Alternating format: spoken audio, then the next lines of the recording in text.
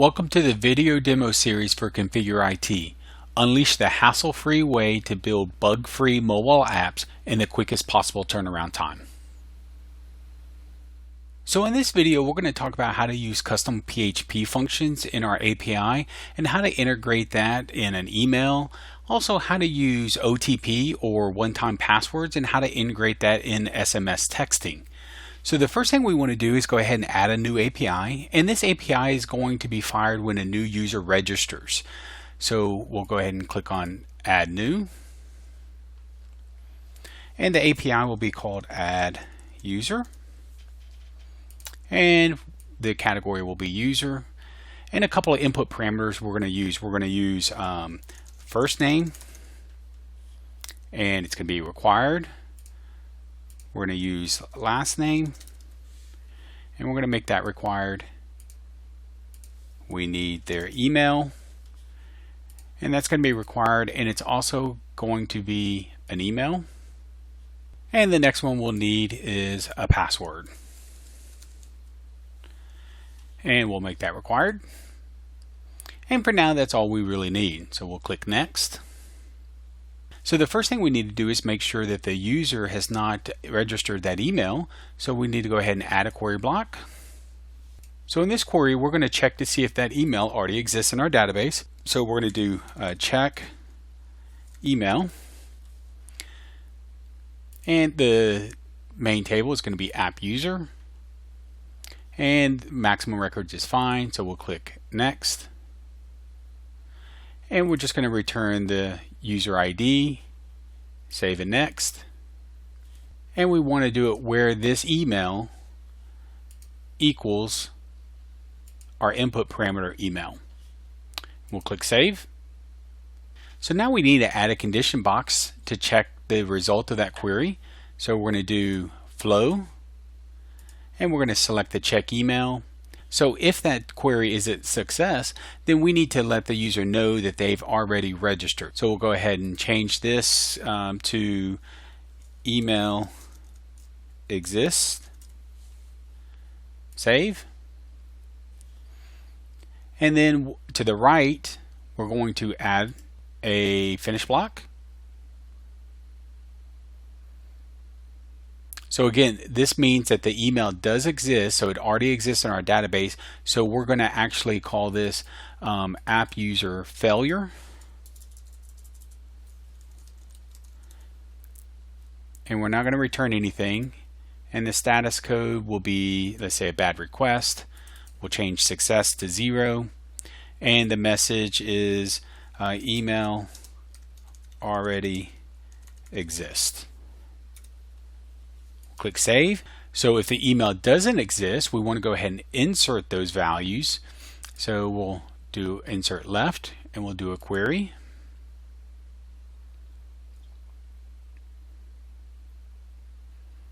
And we're going to name this insert user info. The query type is going to be insert. The main table will be our app user. And we'll go ahead and click Next. So now we need to go ahead and select the fields that we want to go ahead and insert data. So the first one is going to be first name, last name, email, password, and we'll come down here, and for now we'll choose modify date and add a date.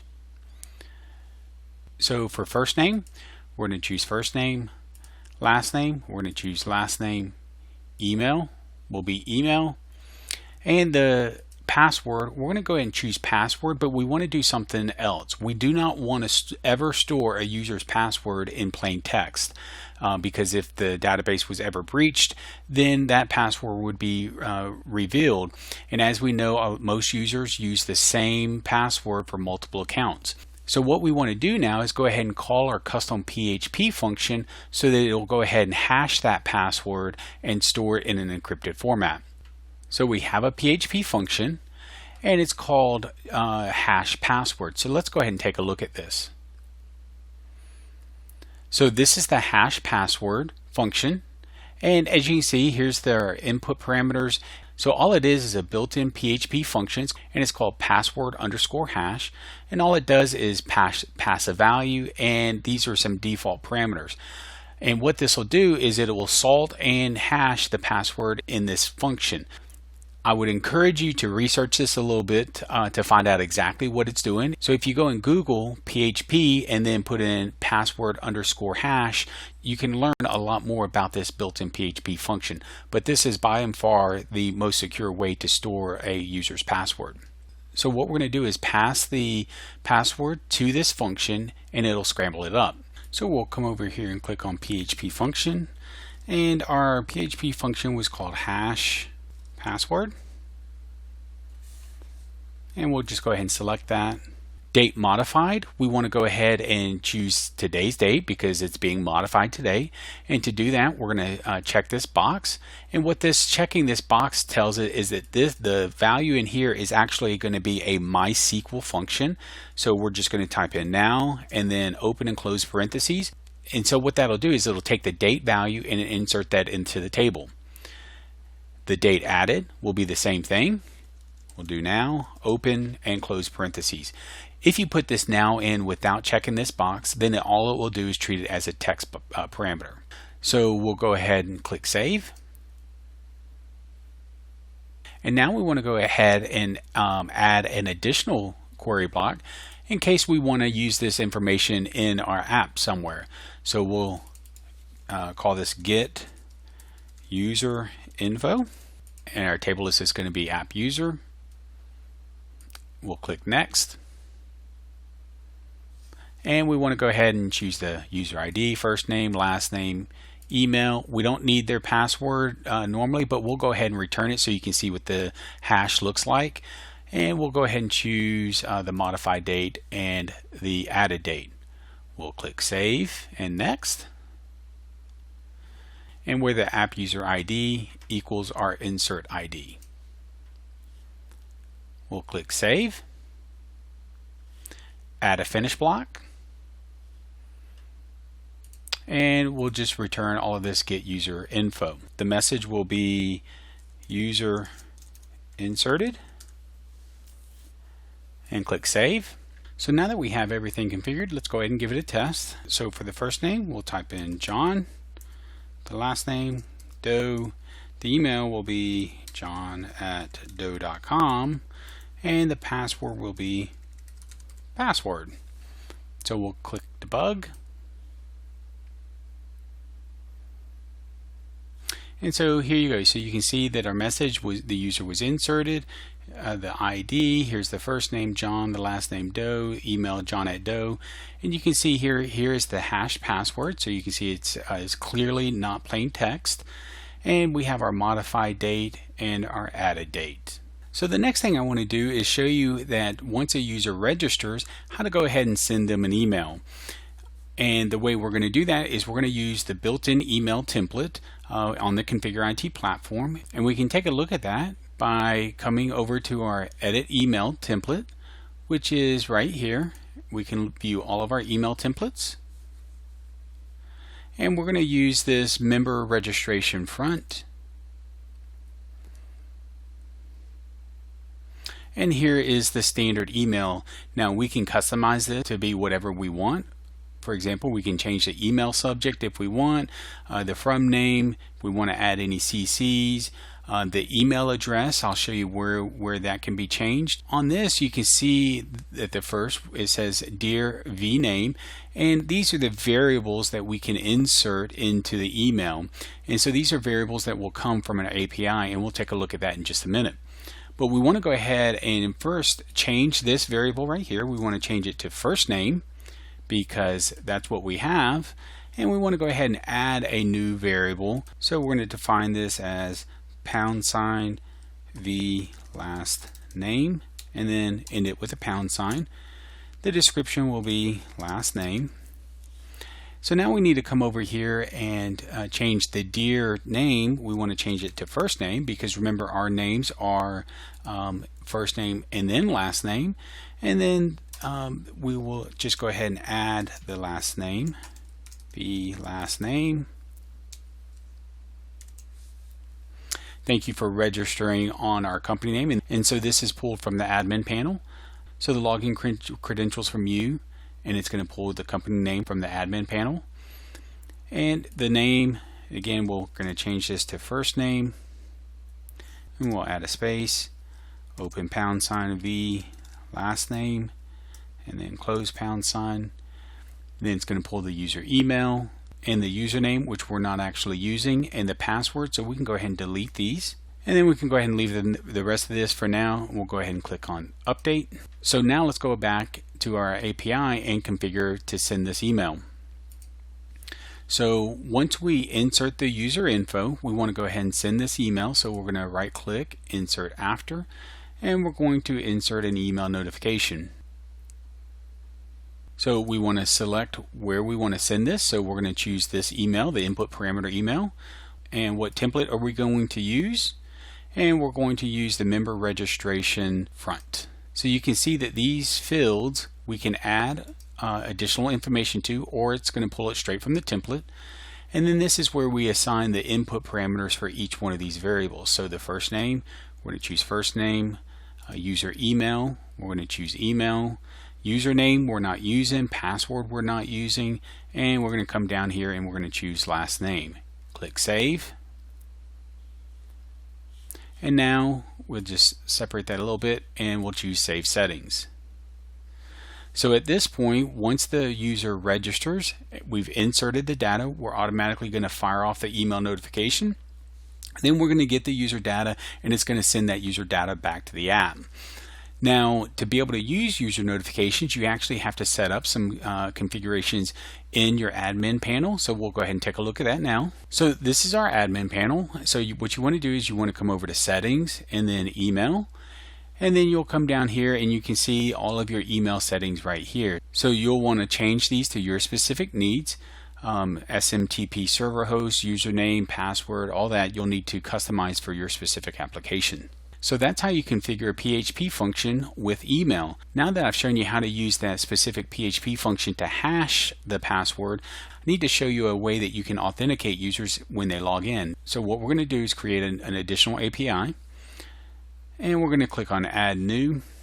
And this API we're going to call it App User Login. And we'll choose user as the API category, and the input parameter is going to be email, and that's going to be a required field, as well as it being an email.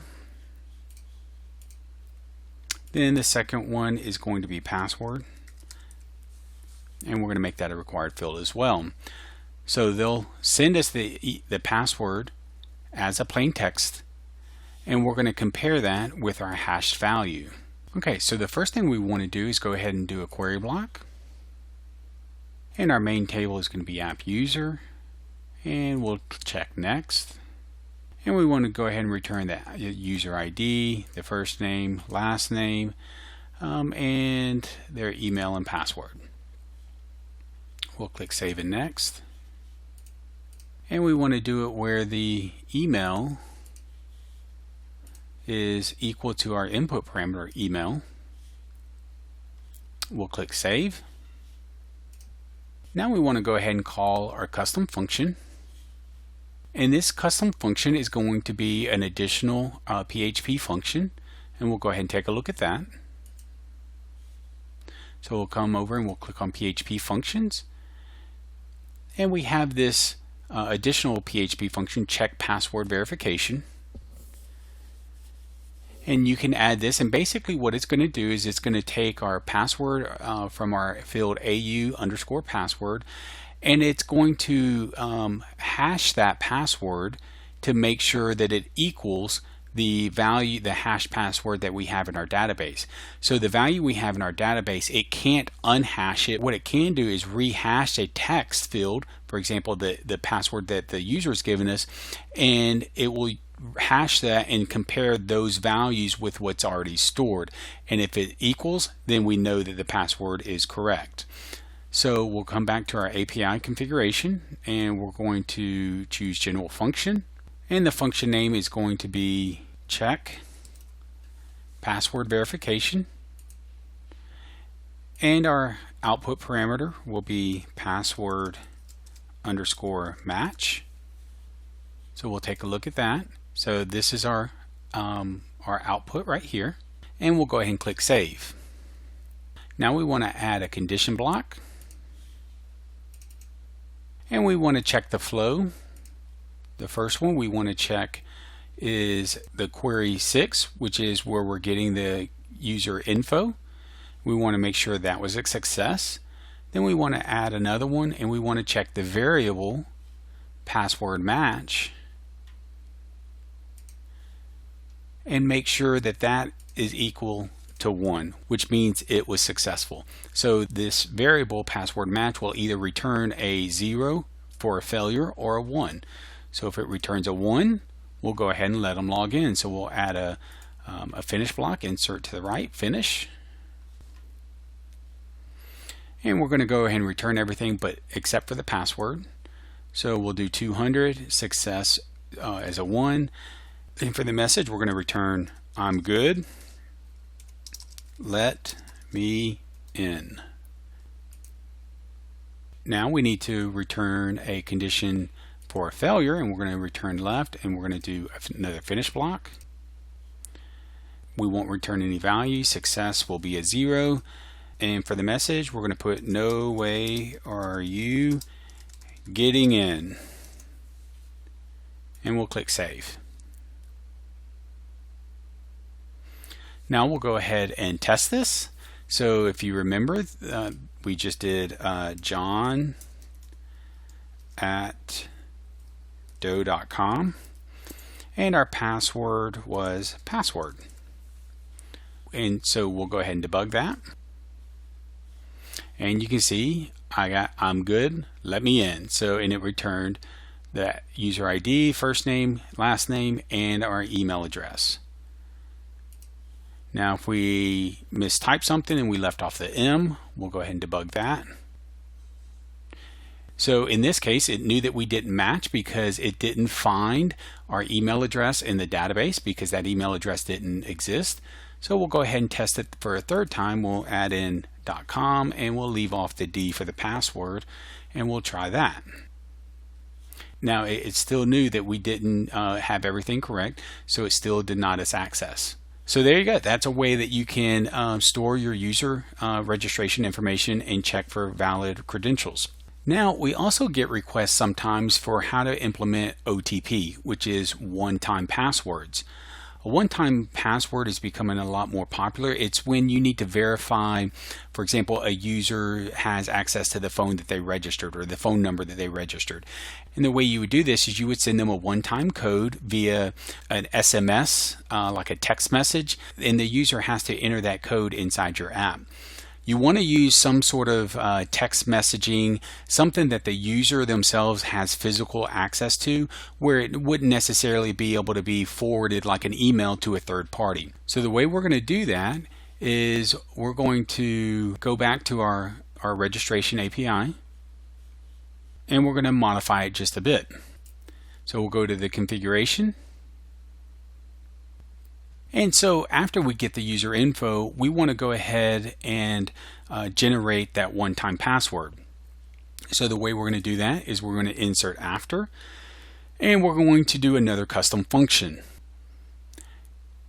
Now this custom function we have already configured, so we'll take a look at that. So we'll go back to PHP function, and it's this function right here, generate OTP. Now, what this function will do is it will generate a string that's 10 characters. Usually OTPs are 6, so we're going to change this from 10 to 6. And we have our character string here. And what it's going to do is it's going to go and pick a random character in this list 6 times. So that we'll end up with a 6-character string of numbers, uppercase and lowercase letters. Now, if you wanted just numbers, then you could just delete these, and then now we'll just get a number. So we'll click update, and so we'll go back to our API, and we're going to do a general function, and the function name is going to be generate OTP, and then our output is random string. So we'll type in random underscore string. and we'll click Save. So now we want to go ahead and text this function. So we want to right click, insert before, SMS notification. And we'll select a phone number. Now what we'll need to do is you would need to collect the user's phone number. Now we did not do that here, but you would just check the input parameter. And then the content we can type in here is your one-time verification code. And you insert this with the hash function, and we can come down here and insert our random string, period, and then we'll click Save. Okay, so now we just need to move these. We'll click Save Settings. So now the SMS notification actually has two integration with SMS providers, and we can take a look at those in the admin panel. So we'll click on our admin panel, we'll go to Settings and then down to SMS. Our integrations are with a company called Nexmo and one with Clickatel. You'll need to have a subscription to either one of these providers, and then just put your API keys and your secret, or if you're doing Clickatel, your API ID, your username, and your password, and then put your phone number right here. So those are required to be able to send SMS messages. But once you get that set up, you can fire this API, and what it's going to do is when they register, we're going to check again to see if it exists. If it does, we're going to say, hey, look, you already exist. If it doesn't exist, we're going to insert the user info. Then we're going to send them an email notification saying, hey, thanks for registering. And we're going to get the user info and pass that back to the app.